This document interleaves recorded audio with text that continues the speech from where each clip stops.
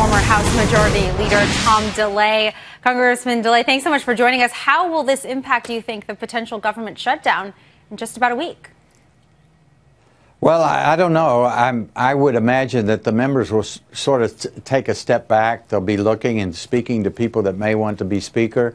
They may go ahead and pass a short-term continuing resolution that keeps the government open for a while and then get back to it. This is a great opportunity for the Republican conference in the House to come together, develop an agenda, and execute that agenda. And what do you think that agenda will be? So many representatives have complained that Speaker Boehner wasn't always typically very clear with his agenda. And if it is in the case Representative McCarthy, who takes on this potential speaker role, do you think that anything will change? Because Congressman DeLay, the fundamentals of the situation in Capitol Hill are exactly the same now and later.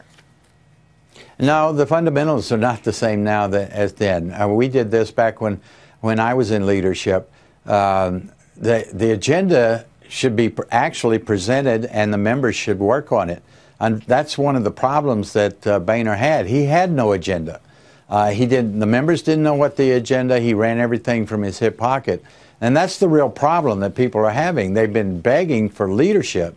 And the right thing to do is the House to do its job, impose the power of the purse, pass the bills and lay them on the president's desk and make him deal with them.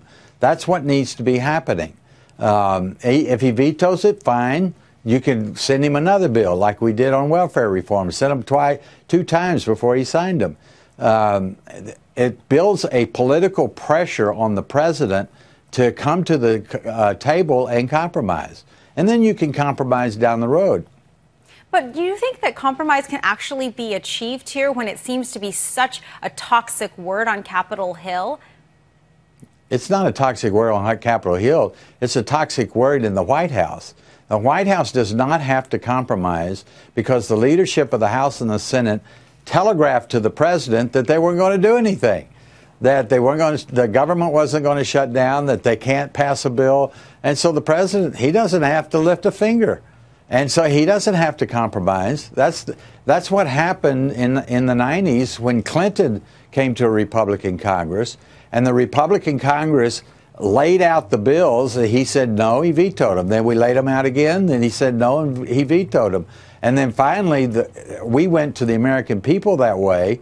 The pressure builds up. The president says, maybe I ought to do something. Maybe I ought to compromise. Now, Congressman DeLay, as you've been drawing on right now, you've done this before and you have lots of experience in a changeover in power. So who do you think it should be? Congressman Paul Ryan doesn't want the job. There's a number of others who said already today, no thanks. So who do you think it ought to be? I don't want to get into naming names, Joe.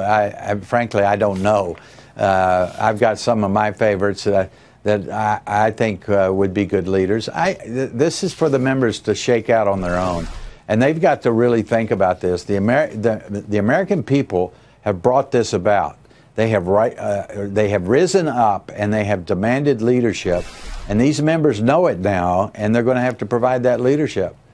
All right, Tom DeLay, you're the former House Majority Leader. Thanks so much for joining us today. My pleasure, Joe. Thanks for having me.